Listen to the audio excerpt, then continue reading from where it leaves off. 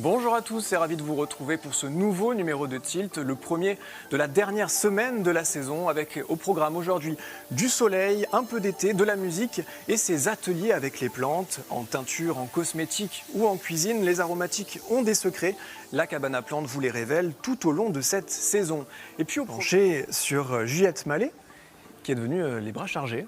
Oui. Alors qu'est-ce que tout ça, il y a de la masse, il y a de la profusion. Il y a de la couleur et de la saveur. Ce sont mes plantes. Donc en ce moment, en juin, il y a beaucoup de choses dans le jardin, mais moi, mon métier, c'est de sécher les plantes. Donc je vous ai amené un petit peu de frais et un peu de sec. Alors la cabane à plantes, c'est à Sénevières. Ouais. C'est aussi dans le sud Touraine, hein, comme votre festival. C'est 5 ans que vous cultivez des aromatiques sur votre ferme et vous entourez cette année avec des expertes dans leur domaine pour des ateliers. Alors qu'est-ce qu'on peut y apprendre dans ces ateliers ? Donc oui, on lance un lieu où on peut du coup faire différents ateliers autour des plantes. Donc le thème, ça sera toujours les plantes. Donc cosmétiques naturels, distillation, aromathérapie, phytothérapie. Moi, je donne des ateliers cuisine, des plantes aromatiques et des fleurs comestibles.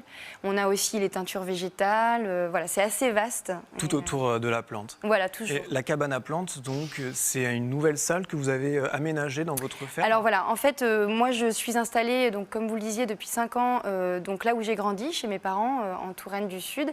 Et en fait, on a réaménagé un lieu qui était une ancienne étable. Et donc, on l'a transformé en atelier pour faire différents types d'ateliers autour des plantes. Alors, si on prend l'exemple, en ce moment, on est en pleine saison où on coupe, oui. moins où on sèche. Enfin, on va sécher. Ah, les deux en même temps, ouais. C'est-à-dire que là, moi, je récolte et je vais directement dans mon séchoir après pour déposer les plantes.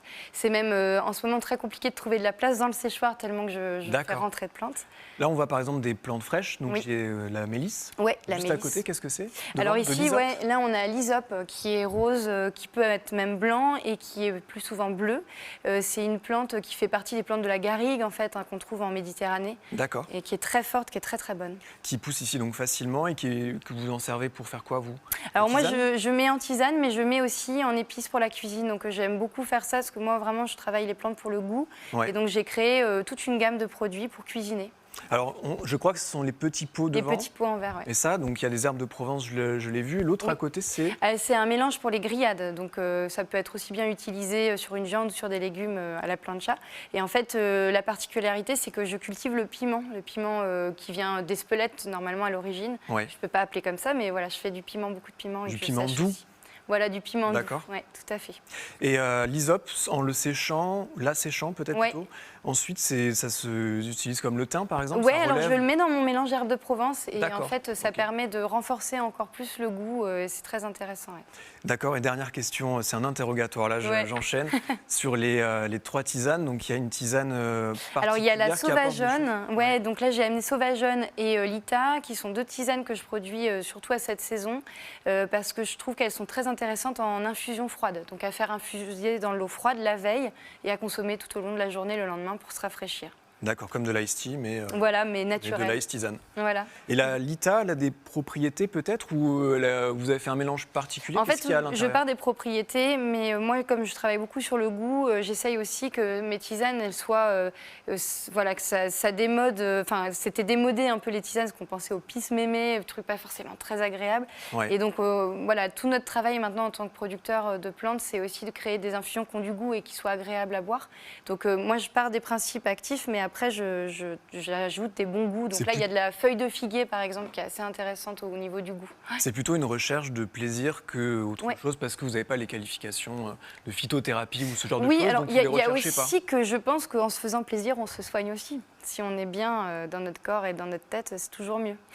Dernière chose sur l'activité. Donc là, on est un peu au-delà de la cabane à plantes, parce que vous l'avez dit, il y a aussi la teinture, il y a aussi d'autres activités qui n'ont rien à voir avec ce que vous faites, même si c'est parallèle.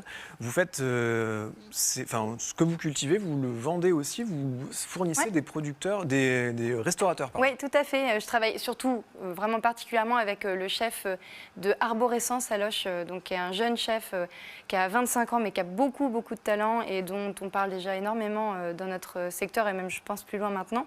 Et donc j'ai la chance de travailler avec lui, qui fait énormément de recherches autour des plantes et des fleurs comestibles, donc c'est très intéressant. Et donc au fur et à mesure des mois, on trouve des nouvelles espèces et j'aime beaucoup. Voilà, ces assiettes sont très jolies, pleines de couleurs, donc c'est intéressant.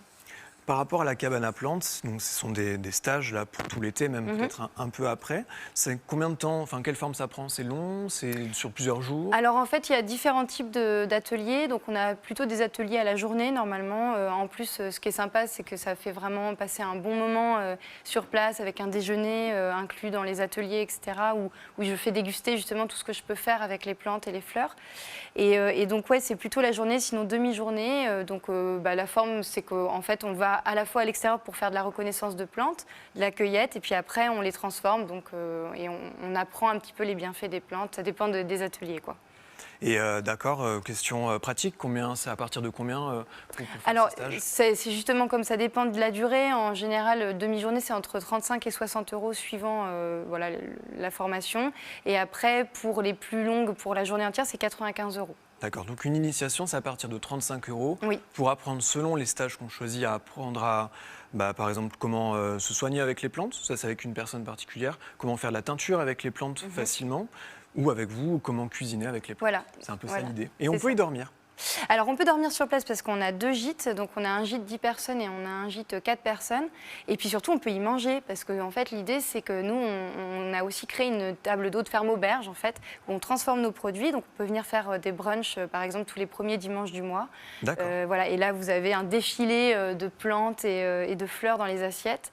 Et puis, on peut aussi faire une visite de la cabane à plantes suivie d'un déjeuner. Voilà, ça fait partie des petites choses. Puis, on va faire des événements, des concerts et surtout, inviter des chefs type Clément justement d'Arborescence à cuisiner dans notre cuisine. Alors tout ça c'est à Sennevières, ça s'appelle Oui. lacabaneaplante.com, Oui. le site internet pour avoir toutes les informations. Merci beaucoup Juliette d'être venue nous voir. On va